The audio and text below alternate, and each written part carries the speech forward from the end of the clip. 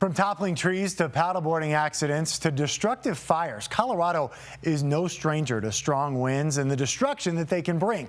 Now, some researchers at CU Boulder are looking into those winds. Just how strong are they, and are they getting more powerful or weaker? Your reporter Alan Janae joins us live tonight. And Alan, you spoke with one of those researchers about this study. Yeah, researchers are trying to have a good look at those powerful winds that roll through Colorado at certain times of the year. Get this, there was once a wind gust in Boulder measured at 147 miles an hour. But that was now more than 50 years ago, back in 1971. So in addition to wondering about why Colorado is so windy, they're wondering, are the winds changing? Along the highway in the metro area this afternoon, a storm blew up winds and debris, the result of summer thunderstorms, like the tree that hit Weldon McDonald's house. It just seems like the weather's changed from years ago. We never used to have a quick, high-powered wind. These are summer winds, points out Andrew Winters, an assistant professor of atmospheric and oceanic sciences at CU. The strong winds we get this time of year are largely thunderstorm induced. It may be surprising to some that in Boulder, where they are studying winds, the biggest winds actually aren't what they used to be. Back in the 70s and 80s, there were reports of wind gusts in excess of 120 to 130 miles an hour regularly with some of these events. The Marshall Fire is one of the biggest, more recent wind events, with winds of about 100 driving fire across the landscape.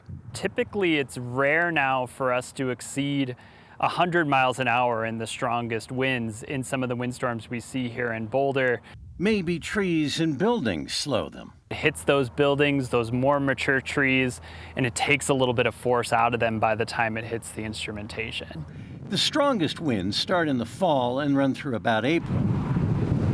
They channel between mountains contained under a stable layer of warm air. Is it a ceiling in a way? Yeah, that's a great way to think about it. You can imagine you've got these strong winds coming from the west, and they basically have to squeeze between the mountaintop and this stable layer. And that can give Colorado its brutal winds. While surprisingly a little calmer, there may be more. But we don't necessarily know whether windstorms yet are getting more frequent. They may be less intense, but more frequent. Well, there are several possibilities, and that includes the Gulf Stream, which has a tendency to switch and move over periods of time, long periods of time. We may simply be in a cycle when it is not pushing much wind. They're also considering the effects of a warming climate. Will it raise that stable layer? If it does that, that means a larger pipe through which the winds can channel, and that would likely mean lower winds as well. All to be looked at and figured out as we study Colorado's winds. In Boulder County, I'm Alan Janae, covering Colorado First.